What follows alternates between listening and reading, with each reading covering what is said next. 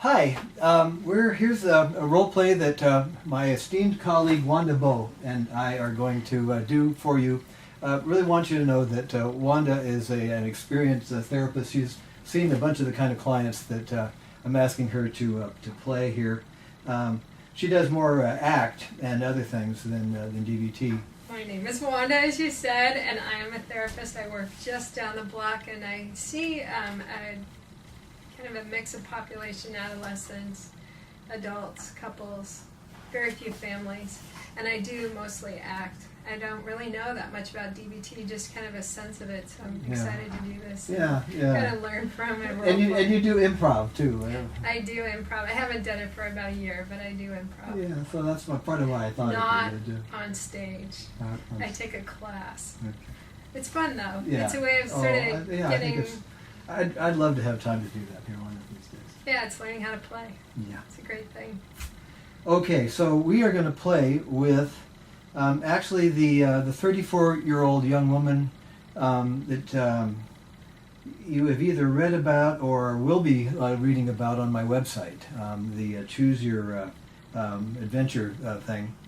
So this is going to be Amy, who is 34, and we're going to play this as if in the sort of you saw the Amy dealing with whether she was going to call me or not, or take the pills of Tina's that she had access to.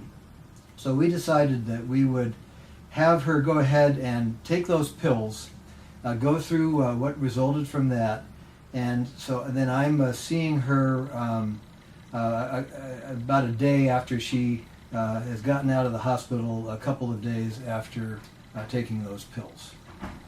Anything else we ought to mention about this? No. No. So I will have been seeing Amy for about 2 months at this point.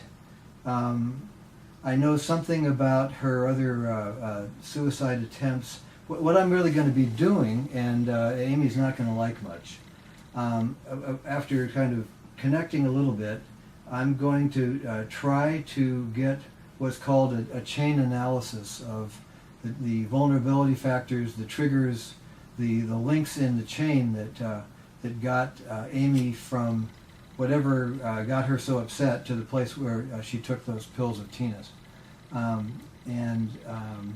This is something that we can expect that Amy's not going to particularly want to do here.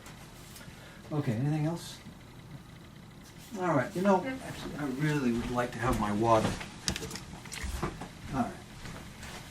Okay, so let's go for this. Well, Amy, how you doing?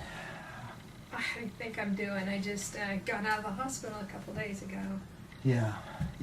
Well, that sounds like it was a really rough thing. I mean, we had a chance to talk about it a little bit the other day when I called you at the hospital, and after that 24-hour rule ran out. Yeah. 24-hour rule, whatever. Yeah. Well, so you've been out of the hospital about a day now? What's been happening? I don't know what's been happening. I don't know. I'm home. I got out of the hospital. What else can I say? I mean, I had to go back to work, and they're pissed at me because I'm not at work and I missed the project thing, and I didn't feel good. What do they expect me to do? Right. Okay. How have you been feeling? How suicidal have you been feeling since you've been back out in the world here? Well, I always feel a little bit suicidal, Michael. I know. Well, speaking of that, did you bring your diary card along? No. Okay. Should I have brought it? Well, yeah, that's our usual. Well, I kind of know it, so what do you want to know about it? Okay. All right. Let's. So, 0 to 5. Since you've been out, how suicidal have you felt? About a 3.5, I guess. I'm always at 3.5. Okay, so it really did kind of drop back down after you were I in suppose. the hospital. Yeah. It's kind of back to It'd be pretty stupid to try again and end up back in the hospital. Yeah? Yeah. All right, so feeling like you may have actually kind of learned something from the experience. That, I learned that I'm not very good at succeeding. yeah. That's what I learned. Yeah. Yeah. I mean, it's fourth time and I'm still like ending up in the hospital. Yeah. I feel really stupid, honestly. Yeah. I mean, Sure. Yeah. whatever. All right. Well, so I'll tell you what. Walk me through. I mean, you know, we've done this chain analysis stuff before. Yeah. Walk me through kind of what happened, and I'm going to give this to you to fill out. You know, Michael, I already told you what happened. We talked about it on the phone. I told you I don't want to keep going over and over and over it. Okay. All right. Fair enough. I mean, it makes sense because, you know, going over it is going to bring up some of the feelings of the shame and the feeling stupid and, you know, all of that. I feel stupid enough. Do I need to really go through it again and feel stupid again for you?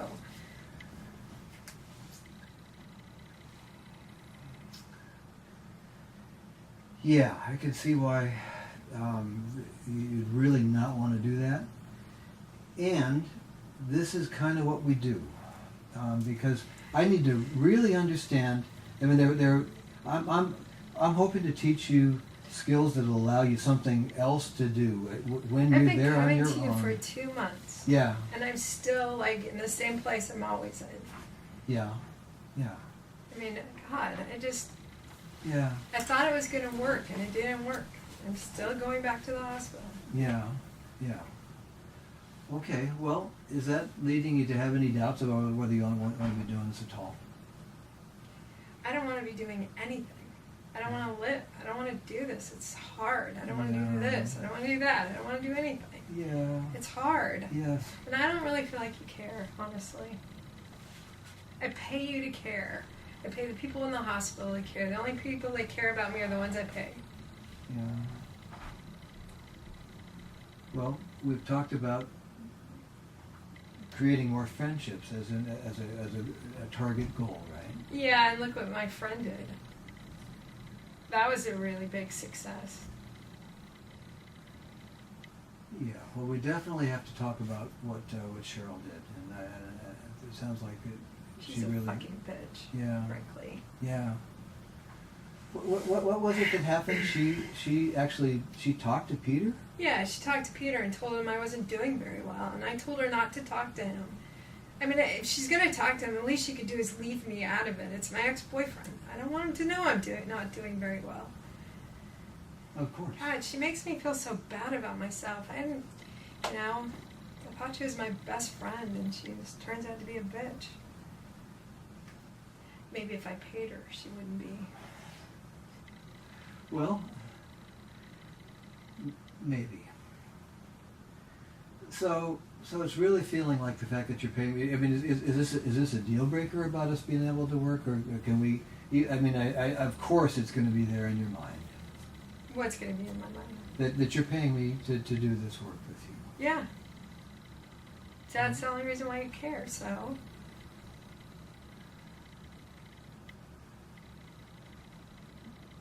I mean, come on. You have to have a sense that. I mean, as you look at me right now, is it really so that you can't tell that I've come to like you? Well, I don't know if you like me or not, Michael. Okay. All right.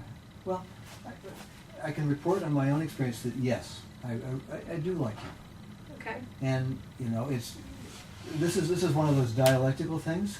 You're paying me, and it happens that I like you, and I admire a lot of the ways that you're trying to. I mean, I get it that you're working really hard at this, and that it must have been terribly frustrating. Yeah. I really don't. Yeah, I can understand that. Well, I'll bet that was one of the feelings that was going on that was in there when you decided to take those pills. Yeah. Definitely. Was it the yeah, God. No, I don't think it's worth it. I don't think it's painful. Everything is just freaking painful. Yeah. And disappointing and Yeah. hard and whatever. And I don't, what's the point? Yeah, sure. You're going to go there. What's the point? Yeah. Well, we've talked about this analogy, like, you're in hell, and I've come to visit you to try to help get you out.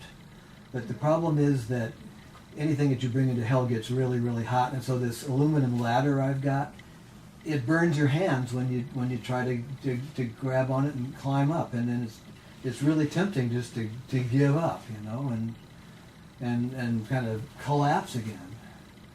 I mean, all I can. Why do you care if I climb the ladder or not? Really, why do you care? What's it to you if I climb the ladder or not? Because I see you as an intelligent young woman with a life to live. I've seen flashes of humor that I really appreciate about you. I see you as wanting to do some things in your life that matter. You got a cat, I got a cat. You're a fellow cat owner.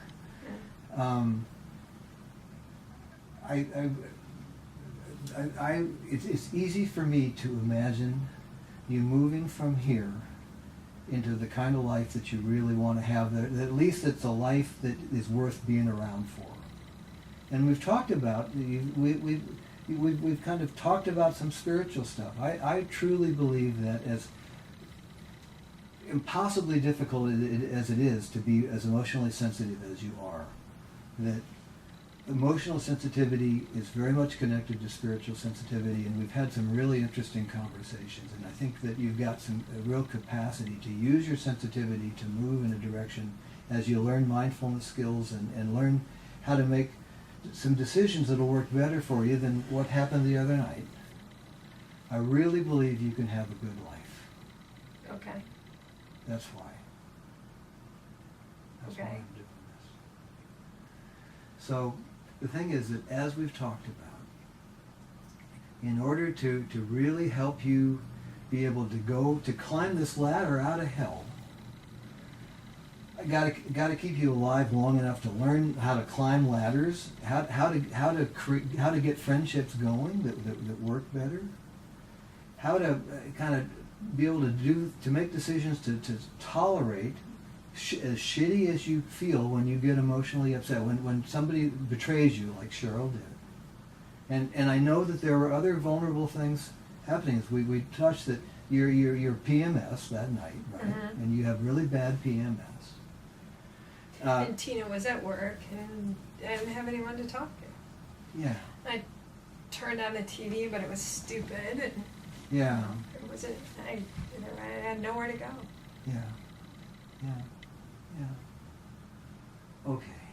Well, so I know this form is obnoxious. We've been through it before, but we're basically talking about some of the things involved here. So, tell you what I'm going to do. I'm going to actually fill it out here for you today. Would that be less obnoxious if I write this out? If for you want to. Would you be willing to? No, I don't want to. Okay. All right. Fair enough. Then I'll write it out this time. Okay. So we mentioned. I had to fill out all this stuff in the hospital. Yeah. All right. So we'll work on it together. But, Always having me fill stuff out. All right. So we'll work on it together, and then we'll send it home with you though, so it's kind of up there, so you can kind of keep track of it though. Okay. Because as you know, the work that we're doing is entirely kind of about, at least in this first stage of DBT, we're working on helping you stay alive, okay, and learning the skills to get through a shitty day without doing something that makes it worse. Because you've already acknowledged that the going in the hospital has made your life worse. Yeah. Okay. It certainly didn't help. Yeah, it didn't help. So we've got to get these skills aboard, but we have to also help you really kind of be able to see how this goes. Okay. Okay. And we want to be able to have you make choices like being able to call me, to reach out for help, in the middle of this. Okay. All right, so we've already identified there's a PMS. Mm-hmm. Work has been stressful. This big project thing is kicking Yeah, your butt. God, yes. Okay. Ugh. Okay. People I work with are so annoying. Yeah, that's Yeah, ugh. yeah, okay, sure. That's all I care about is a stupid project. Yeah, okay, all right. Tina was away. She was working these other shifts because she's, on a good day, she's around and supportive. Anything else come to mind that, had you gotten some sleep the night before? Or? Not very much sleep, because, Okay. I had that fight with Cheryl, and Yeah. Okay. Heavyweights. Have we been able to make any progress on the exercise thing? Because I think that'll help you once we get that going. We know that can help you find that endorphin. I know I'm supposed to exercise. Okay, all right. So there was no exercise, so that's more vulnerability. All right. I was tired, Michael. God, Yeah, I didn't sleep the night before. Yeah, okay. All right. So tiredness, huge vulnerability factor. Okay, cool. So then, in the middle of all of that, this thing with Cheryl comes up. How did you come to find out about that? I mean, I'm assuming that once that happened, you were kind of headed towards that was the thing that, I mean, was suicide in your mind as soon as you found out about that thing with Cheryl? Pretty much, yeah. I just thought, I don't want to live. I don't want Peter to know I'm not doing well, and you know. Yeah. I don't want to live. I don't want to deal with this shit. I don't want to deal with the fucking shit that goes on with people. Sure. Talking about me. Yeah. Saying stuff, and Okay. no, I don't want to deal with it. Okay. All right. So it was. Now, how did you hear about it? How did you come to know about what Cheryl had done? Well, Cheryl told me. We were talking, and she said she saw Peter. Yeah. Or I don't know. Just, anyways, and ran into him somewhere. I don't know exactly. I can't remember that. Yeah. And she said they were talking, and he asked about me. She thought that was great that he asked about me, and then she told me that she told him I wasn't doing very well. Yeah. Yeah. What? And she made me feel so bad about myself. God. Well, so what was the first thought that came up? Because now we're on the page where you have these The links first in the thought? chain. Yeah. What was the first I don't thought? Or was it the emotion of just feeling bad? I just remember I was just mad. First thing I remember is just being mad at her and thinking, really? How would you like it if I did that to you? Yeah. How would you like it if I called up your ex-boyfriend and told him that you weren't doing very good? Yeah. So, yeah, I just remember being mad and just and then we got into this big fight because I told her that was a terrible thing to do, and she said it wasn't, and we got into this big fight. Okay. And what happened then? Well, I hung up on her. Okay, so you hung up on her. Okay, right. Okay. Then and then what happened in your experience? I was just mad. You were mad. Okay. She made me mad. Yeah. Okay. All right. Fair enough. And I don't remember, Michael. I just sitting in my living room, and you know, I thought about all those things that I was supposed to do, and I started to feel like I wanted to kill myself. And So what things came up in your mind? What things popped up? well, like distract myself, Yeah. which is great, you know. But I didn't want to go for a walk. I was tired. Yeah. I turned on the TV, and there was just stupid stuff on that I didn't really want to watch. I wanted some wine, but we were out of wine, and I would have had to go get some. There just wasn't anything to do. I didn't want to take a bath, and so. Okay. And then I know that calling you is an option, but honestly, I didn't want to call you. Why? Okay. So what thoughts were there about that? Because I knew that you would try to talk me out of it, and I didn't want to live. Okay. And I didn't want to be talked out of it. So. Okay. All right. So at that moment, it was just really the best thing that you'd come up with was what did you think would happen if you died? I wouldn't feel sad or mad. I wouldn't have to deal with people like Cheryl or think about Peter. I wouldn't have to deal with this freaky people at work. Yeah. And I just wouldn't Okay. have to deal with stuff. So Okay. just thought, I thought, what's the point of all this? What's the point of dealing with all this stuff when you don't have to? Okay. All right. Well, all right. That makes sense. So I'm glad to hear that some of the ideas did pop up in your brain Mm-hmm. about taking a shower, going for a walk, calling me, just kind of doing the pros and cons stuff. Mm-hmm. So that's good. It's just that none of that stuff could really compete with just how bad you were feeling Right. and then your emotions kind of supported the idea, because when at times parts of your brain entertain the idea that maybe it's not just a lights out scenario when you die, that you might just well end up having to deal with this, with things being worse, just your luck, but when we're in a super emotional place, our brains kind of close in and grab at the idea that we'll really won't have to feel this. Okay. So, but we've talked even as you started taking the pills. Mm-hmm. Walk me through a little bit of that process, because it sounds like as we've talked, there were some other parts of your brain that really weren't fully on board with really dying. No, they weren't. Right, because I didn't take them all. Yeah. Okay, and you called your mom. I did. So, what were those parts of your brain? What was their point of view on this?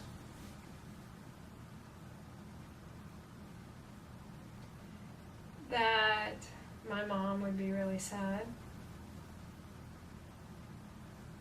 That you might be really sad. That maybe death isn't easy. Yeah. Maybe I didn't have enough pills anyways. Right.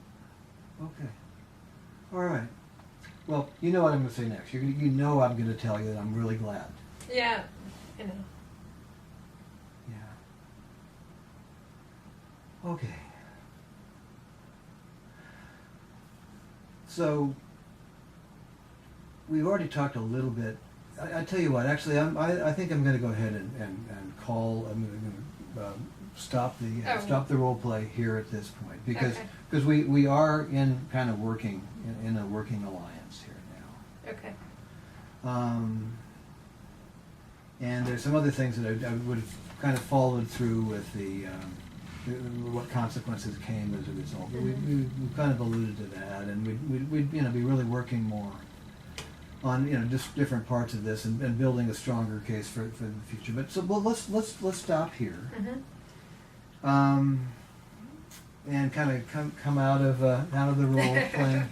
You want to actually switch chairs to really come out? Sure. Okay, let's do that. Oops, did I just spill everything all over? Yeah, that's what I Okay, so kind of sit down fairly close in here, so we'll still be in the camera. I'm hoping all this is on camera. Let's see here. Okay, there. Yeah. Okay, here we are. Good. Okay. Well, so tell me, what do you kind of remember about a little bit of, if we can kind of talk about what we just kind of played out together. What do I remember about it? Yeah. What were some of the points where Well, when you said maybe there's someone else you would want to see, or I could refer you out, I think I felt fear. Like I could imagine as a client that would be like, because that's not exactly the response I would have expected. Yeah. I mean, it makes sense to me, but that was definitely, I felt fear in that moment. So even though there was part of you that was kind of mad, and did you have any part of you that you hope make me feel bad by saying that? And, definitely. Yeah. I was interested in how you were dealing with the sort of passive aggressiveness of kind of blaming you for not doing a good enough job. Yeah.